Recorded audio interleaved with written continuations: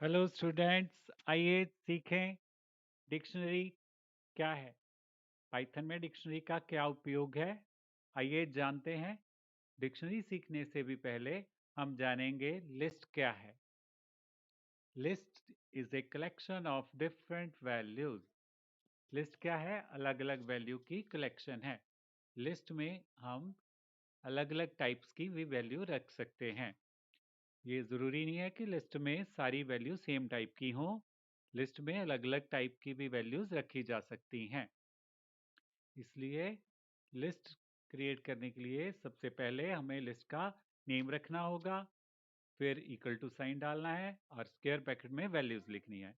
जैसे हमने एग्जांपल में एल नेम लिया है लिस्ट का, फिर इक्वल टू डाला है, फिर स्क्वायर ब्रैकेट में 1001 और फिर राम और 130 लिखा है। हर एक वैल्यू को कॉमा के साथ अलग करना है। तो यहाँ पे लिस्ट एक प्रॉब्लम क्रिएट करती है कि लिस्ट में ये हमें पता नहीं चल पा रहा है यहाँ पे, जब हम अलग अलग टाइप की वैल्यू लिख रहे हैं, कि पहली वैल्यू किस चीज़ की है। ये किसी का रोल नंबर है, या ये किसी का एम्प्लॉई नंबर है, या ये किसी का कस्टमर नंबर है। तो इसी तरह लास्ट वैल्यू भी हमें नहीं पता चल पा रही कि ये सैलरी है किसी की, या ये किसी के मार्क्स हैं, या ये किसी का एड्रेस है। तो इस प्रॉब्लम को कौन सॉल्व करता है?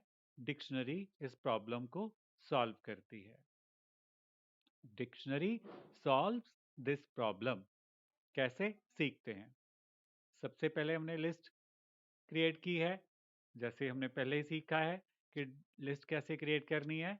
लिस्ट की वैल्यू को स्क्वायर ब्रैकेट में लिखना है और साथ में हम डिक्शनरी क्रिएट कर रहे हैं। तो डिक्शनरी क्रिएट करने के लिए भी हमें पहले डिक्शनरी का नाम रखना होता है। डी हमने डिक्शनरी का नेम लिया है, फिर इक्वल टू डालना है, फिर करली ब्रैकेट के बीच में हमें पहली वैल्यू लिखनी है। पहली वैल्यू लिखने से पहले हमें ये बताना होगा कि पहली वैल्यू किस चीज़ की है। पहली वैल्यू रोल नंबर है, RNO फील्ड हमें लिखना होगा सिंगल कोट में, फिर कॉलन डालना है, फिर वैल्यू लिखनी है। फिर इसी तरह सेकंड वैल्यू राम है लिस्ट की, तो डिक्शनरी में ये बताना होगा कि सेकंड वैल्यू किस चीज़ की है। सेकंड वैल्यू नेम है, तो हमने सिंगल कोट में नेम लिखना है और फिर कॉलन डाल के राम। थर्ड वैल्यू क्या है? 130 है, और 130 वैल्यू किस चीज़ की है डिक्शनरी में बताना होगा। ये हाउस नंबर है, तो हमने HNO सिंगल कोट में लिखा और कॉलन डाल के वैल्यू लिखी। तो इस तरीके से डिक्शनरी में वैल्यूज लिखी जाती हैं। तो डिक्शनरी में पहली वैल्यू को की बोलते हैं, और दूसरी तो वैल्यू आपको पता ही है। और इसी तरह से जब भी डिक्शनरी में वैल्यू लिखी जाती है, तो वो की और वैल्यू के पेयर में लिखी जाती है। तो हमारे पास डिक्शनरी में ये सबसे पहला की वैल्यू पेयर है, और फिर दूसरा की वैल्यू पेयर है राम का, और फिर 130 हाउस नंबर का की वैल्यू पेयर है।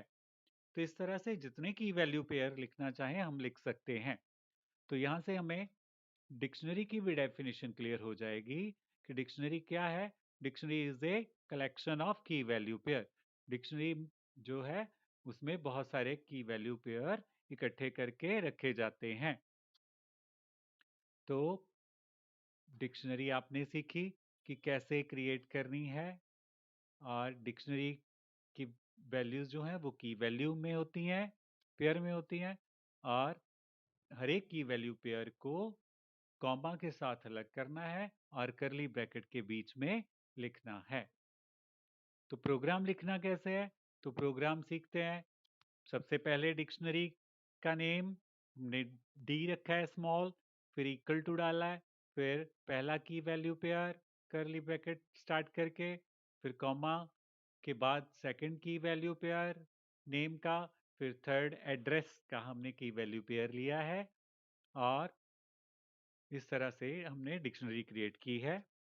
और फिर अब हमें प्रोग्राम में से प्रिंट करना है। तो हम पहली वैल्यू अगर प्रिंट करना चाहते हैं, तो प्रिंट फंक्शन के साथ हम प्रिंट करवा सकते हैं। तो हम क्या लिखेंगे? प्रिंट कमांड लिख रहे हैं यहाँ पे, प्रिंट राउंड ब्रैकेट, और राउंड ब्रैकेट में हमें पहले की फील्ड का नाम लिखना है। कैसे? सबसे पहले डिक्शनरी का नेम, फिर स्क्वायर ब्रैकेट और की फील्ड का नेम।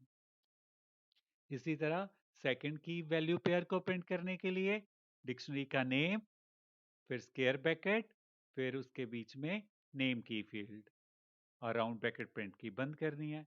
तो इस तरह से नेम प्रिंट हो जाएगा। और फिर थर्ड हमें एड्रेस प्रिंट करना है। तो एड्रेस के लिए भी सेम वे है प्रिंट कराने के लिए। डिक्शनरी का नेम स्क्वायर ब्रैकेट में, फील्ड का नेम, और फील्ड के नेम हमें सिंगल कोट में लिखने हैं, ये आपने ध्यान में रखना है हमेशा। तो इस तरह से आप एक डिक्शनरी का स्मॉल प्रोग्राम लिखना सीख चुके हो।